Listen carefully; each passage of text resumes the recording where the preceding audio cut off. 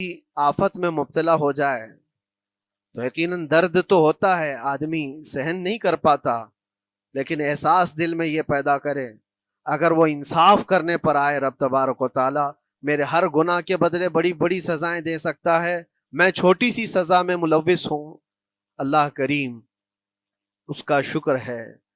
اسی طرح سے میرے عزیزو ایک بات میں آپ کو بتاتا ہوں، خاص طور پر ہمارے قید کے زمانے میں بہت سارے ایسے قیدی جیل کے اندر جانے کے بعد ان کے حالات ایسے ہو جاتے ہیں، وہ نا امید اور مایوس ہو کر کفریہ جملے بکنے لگ جاتے ہیں، ان کے حالات ایسے ہو جاتے ہیں کوئی خدا نہیں، اگر ہوتا تو ہماری سنتا، بہت کچھ عبادتیں بھی کرتے ہیں، نہیں جب قبول ہوتی ہے تو مایوس ہو جاتے ہیں۔ تو یہ تو اندر کے حالات ہیں، باہر بھی کسی کے ساتھ ایسا ہو سکتا ہے۔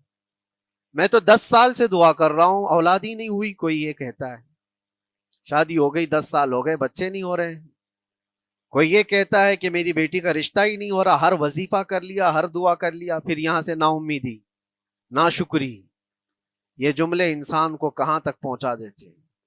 ایک بات میں آپ کو بتاؤں، مولا علی کرم اللہ وجہہ الکریم کی یہ حکمت بھری بات ہے، ارشاد فرماتے ہیں جب کبھی مصیبت آئے اللہ کی طرف سے تو یہ امتحان ہے یا سزا ہے، کیسے پتا چلے؟ ظاہر سی بات ہے ہر کوئی یہ کہتا ہے یہ تو اللہ کی طرف سے امتحان ہے، آزمائش۔ ہم بھی اندر تھے تو یہ بار بار احساس دلایا جاتا تھا، اور بعض لوگ یہ کہتے تھے کہ اللہ کی طرف سے آزمائش ہے، امتحان ہے، اس کو گزار لیجیے۔ بعض مرتبہ امتحان ہے اور بعض موقعوں پر سزا ہے، اور سزا کب ہے اور امتحان کب ہے یہ کیسے پتا چلے؟ بہت بڑا فارمولہ ہے۔ مولا علی کرم اللہ وجہ الکریم فرماتے ہیں جب کبھی تم پر کوئی مصیبت آئے تو یہ دیکھ لینا ان مصیبتوں کے دن میں تم اگر اللہ سے زیادہ قریب ہو گئے ہو، دعا زیادہ کرنے لگ گئے ہو، وظیفے زیادہ کرنے لگ گئے ہو، تو اس کا مطلب ہے کہ اللہ تعالیٰ تم کو امتحان میں رکھا ہے۔ اور اگر مصیبتوں کے آنے کے بعد بندہ دور ہو جاتا ہے اللہ سے، پھر وہ بفر جاتا ہے، گناہ زیادہ کرنے لگتا ہے، تو سمجھ لو یہ سزا میں ملوث ہے۔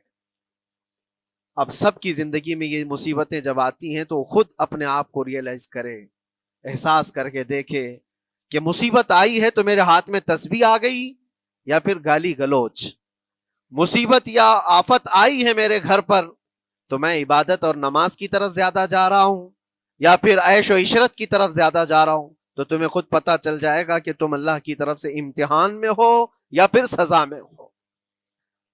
میرے عزیزو، بہت مقامات ایسے ہیں جہاں پر بظاہر مصیبت کی حکمت ہمیں نہیں معلوم ہوتی کہ کیوں آئی یہ مصیبت، کیوں دی گئی ہے ہمیں ایسی تکلیف۔ اسی کا نام تقدیر ہے کہ اللہ تعالیٰ کے لکھے ہوئے پر راضی رہنا یہ مومن کی شان ہے۔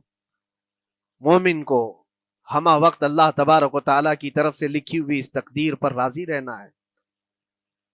آپ کو میں ایک بات بتا دوں، حضرت ابو جندل ایک صحابی ہیں، مکہ مکرمہ میں ایمان لائے، رسول پاک صلی اللہ تعالی علیہ وسلم جب ابھی مکہ میں تھے، اس وقت غریب صحابہ کو کفار مکہ، مشرکین مکہ کس طرح سے پکڑ کر مارتے تھے، کیسے کیسی سزائیں دیا کرتے تھے۔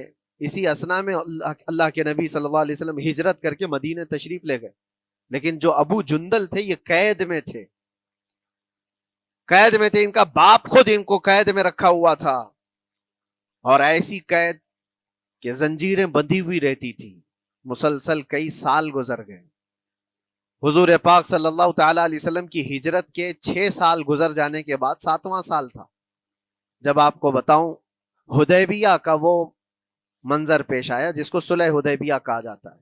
تقریباً 1400 صحابہ کے ساتھ رسول کریم صلی اللہ تعالی علیہ وسلم عمرہ کرنے کے لیے آئے، لیکن اس وقت مکہ کے کفار و مشرکین مکہ سے تقریباً 35 کلومیٹر باہر دور آپ کا راستہ روک لیا، کہا ہم آپ کو عمرہ کرنے نہیں دیں گے، آپ کے اصحاب کو، آپ کے صحابہ کو ہم مکہ میں انٹر ہونے نہیں دیں گے۔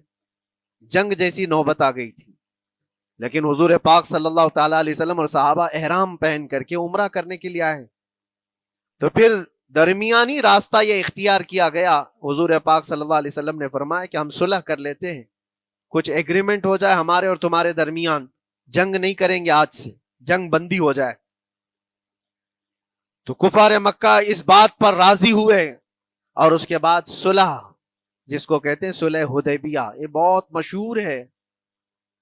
صلح حدیبیہ ہوئی، اس میں سارے پوائنٹس جو لکھے گئے تھے ایگریمنٹ کے اندر، وہ سب مکہ والوں کی حمایت میں زیادہ تھے. دبا کر کے انہوں نے صلح کی تھی اس طرح سے، ان کے نظام کے مطابق. یعنی اگر کوئی مکہ سے بھاگ کر مدینے جائے تو انہوں نے ایگریمنٹ میں لکھایا تھا کہ آپ کو وہ شخص ہمیں واپس کرنا پڑے گا، اور اگر مدینے سے کوئی بھاگ کر ہمارے پاس آئے تو ہم اس کو اپنے پاس رکھیں گے، ہم باہر واپس نہیں بھیجیں گے. تمہارا کوئی آدمی ہمارے پاس آ گیا بھاگ کر کے، یا ہمارا ہی وہاں رہنے والا کوئی آدمی آ گیا آپ کی امان سے نکل کر کے، تو ہم اس کو اپنے پاس رکھیں گے. ایسی بہت ساری شرطیں تھیں. میں کیوں کہہ رہا ہوں، یہ بات سن لیجیے. یہ صلح حدیبیہ ہو گئی، ایگریمنٹ ابھی لکھا جانا تھا. وہ ابو جندل صحابی جو کئی سالوں سے مکہ میں قید میں تھے، زنجیریں توڑ کر کے وہ باہر نکل آئے. اور جب ان کو یہ خبر ملی کہ مکہ سے 35 کلومیٹر دور اللہ کے نبی صلی اللہ تعالی علیہ وسلم اپنے صحابہ کے ساتھ پڑاؤ ڈالے ہوئے ہیں اور تشریف لانے والے ہیں، کسی طرح بچ بچاتے ہوئے وہ وہاں پہنچ گئے حدیبیہ کے مقام پر. جیسے ہی وہ پہنچے صحابہ میں ایک شور ہو گیا. صحابہ جانتے تھے کہ کتنے سالوں سے ابو جندل قید میں ہے، طرح طرح کی اذیتیں اٹھاتا ہے، بہت مصیبتیں اٹھائی ہیں ابو جندل. دیکھا ان کے جسم پر پورے زخموں کے نشان تھے، ہاتھوں اور پیروں میں زنجیریں لٹکی ہوئی تھیں. وہ اسی حالت میں صحابہ کے پاس آ گئے. صحابہ سب نے سینے سے سینہ لگایا، استقبال کیا. ابو جندل تم آ گئے ہمارے پاس، آ گئے. اب بات سنو، بڑی حیرت کی ہے. ایگریمنٹ لکھا جا رہا تھا اور ابو جندل مکہ سے فرار ہو کر کے آئے تھے. ابو جندل کا جو باپ ہے اور دوسرے جو رئیس مکہ کے تھے، قریش کے سردار، سبوں نے ہاتھ روک لیا اور کہا ہمارا ایک آدمی بھاگ کر آپ کے پاس آیا ہے، ایگریمنٹ کے مطابق اس کو آپ ہمیں واپس کرنا ہوگا، واپس لوٹانا ہوگا. مکہ میں رہنے والا شخص آپ کے پاس آیا ہے، وہ ہمارا قیدی ہے. حضور پاک صلی اللہ تعالی علیہ وسلم نے فرمایا ابھی تو لکھا نہیں گیا، اس سے پہلے وہ آیا ہے، چھوڑ دو اس کو، اس کے بعد جو بھی ہوگا اس پر عمل کریں گے. مکہ والوں نے کہا نہیں، ہم نہیں مانتے اس چیز کو. حضور پاک صلی اللہ تعالی علیہ وسلم نے یہاں تک فرمایا اس ایک شخص کو میری ضمانت میں دے دو، باقی تمہاری ساری شرطیں منظور کر لی جائیں گی. وہ رحمت للعالمین نبی اکرم صلی اللہ تعالی علیہ وسلم اپنے غلاموں پر رحم کیسے نہ کریں. جب ان حالات میں دیکھا ابو جندل کو تو صحابہ بھی حضور کے پاس آئے اور کہا یا رسول اللہ صلی اللہ علیہ وسلم صلح کیوں کر رہے ہیں ان کے ساتھ، جنگ کریں گے ہم ان کو، ہم نے بدر میں، احد میں، خندق میں ان کے ساتھ جو مقابلے کی ہمیں تجربہ ہے، ہم ان کے پرخچے اڑا دیں گے، آپ اجازت دیں ہم جنگ کریں گے. اللہ کے نبی فرماتے ہیں میں جو دیکھ رہا ہوں وہ تم نہیں دیکھ رہے ہو. اللہ کا حکم نہیں ہے جنگ کرنے کا، صلح ہے. صلح ہو گئی، لکھا جا رہا تھا، اور یہ ابو جندل آئے. اب جب حضور پاک صلی اللہ تعالی علیہ وسلم نے فرمایا ٹھیک ہے ایگریمنٹ کے مطابق ابو جندل کو مکہ واپس بھیجنا پڑے گا، اتنا فرمایا تھا حضور نے، ابو جندل دھاڑے مار مار کر رونے لگے اور صحابہ کو جا کر کے اپنے زخم دکھانے لگے کہ دیکھو مجھے واپس بھیجا جا رہا ہے، مجھے واپس بھیجا جا رہا ہے. تو صحابہ کے اندر بھی جوش تھا. اپنا آدمی جب کوئی اتنا مظلوم ہو، اتنا مار کھایا ہو، اور پھر واپس انہی ظالموں کے سامنے اس کو بھیجا جانا ہو تو کیا کیفیت ہوگی. تو وہ ابو جندل سارے صحابہ کے بیچ میں چھپ چھپاتے ہوئے رو رہے تھے. اللہ کے نبی صلی اللہ علیہ وسلم تشریف لائے اور فرمایا ابو جندل میں کہہ رہا ہوں واپس چلے جاؤ، واپس جاؤ، مکہ جاؤ. تو انہوں نے کہا یا رسول اللہ صلی اللہ علیہ وسلم ان زخموں کے ساتھ واپس جاؤں. اللہ کے نبی صلی اللہ علیہ وسلم نے فرمایا ہاں ابو جندل اللہ کی مرضی یہی ہے، اور اللہ کا نبی وہی کہتا ہے جو اللہ کی مرضی ہوتی ہے. یہ میں کہہ رہا ہوں بظاہر تکلیفوں کی حکمت ہمیں معلوم نہیں ہوتی، لیکن ہمیں عمل کرنا چاہیے. نبی پاک صلی اللہ تعالی علیہ وسلم کا جب حکم ہوا، ابو جندل انہی زنجیروں کے ساتھ ان کے باپ کے حوالے کر دیے گئے. وہ گھسیٹتے ہوئے لے جا رہا تھا، گھسیٹتے ہوئے واپس انہی قیدیوں کی طرح لے جا رہا تھا. سب کی آنکھوں میں آنسو تھے. لیکن حکمت الہی کیا ہے یہ کون جانتا ہے؟ بظاہر اللہ تبارک و تعالیٰ کی طرف سے یہ دی ہوئی آزمائشیں، یہ تکلیفیں، اس کی حکمت وہ بہتر جانتا ہے۔ جب ابو جندل کو واپس کیا گیا، ایک سوال اٹھتا ہے میرے عزیزو، یہ میں قید کی حالت میں رہ کر کے ایک شخص نے مجھ سے سوال کیا تھا، آپ تو اللہ کے نبی صلی اللہ تعالیٰ علیہ وسلم کی ناموس کی بات کرتے ہو، حضور کی محبت کی بات کرتے ہو، ان کے عشق کی بات کرتے ہو، اور یہ بھی کہتے ہو کہ نبی پاک صلی اللہ تعالیٰ علیہ وسلم دستگیری کرتے ہیں، اپنے غلاموں کی مدد کرتے ہیں، تو اتنے دنوں سے کیا آپ نے حضور کو نہیں پکارا؟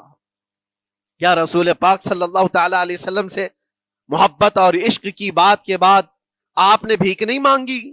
اس وقت یہ واقعہ یاد آیا، میں تو ابو جندل کے پاؤں کے ناخن کی مٹی کے برابر بھی نہیں، وہ صحابی رسول تقریباً ان کے متعلق کہا گیا ہے 6 سے 8 سال تک وہ ان کی قید میں رہے، تو کیا رسول پاک صلی اللہ علیہ وسلم کو خبر نہیں تھی؟ خبر تھی، لیکن ہوتا ایسا ہے کہ جو جتنی محبت کرتا ہے اتنے ہی امتحانوں سے گزارا بھی جاتا ہے، اس کو امتحان دینے پڑتے ہیں۔ اسی لیے بار بار میں یہ بات کہتا ہوں، حضور پاک صلی اللہ تعالیٰ علیہ وسلم کی ناموس کی بات کرنا، عظمت رسالت کی بات کرنا، یہ حلوے پراٹھے کھانے کا نام نہیں ہے، یہ شہادت گہے الفت میں ہے قدم رکھنا۔